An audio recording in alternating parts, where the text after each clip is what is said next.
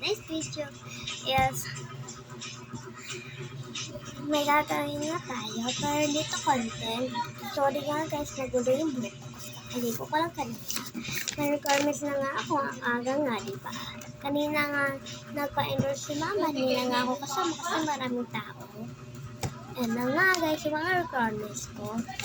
8 writing notebook, small, any color. Clear book, large, any color. Which bookmarker? Wala ko nabasa guys, wait lang. Ulit. So, ulit guys. Kung na magbasa, ang kahaba kasi dito kayo na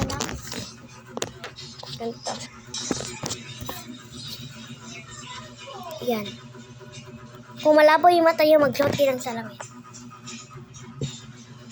Ay! Huwag kang. Grade 3 na pala ako guys, kaya mag-ballpen na ako.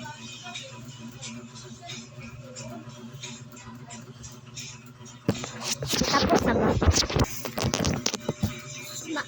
Bukas nga pupunta nga ako sa lola ko. Pero hindi pa nga ako pipili bukas. Sa June 3 pa nga ako pipili.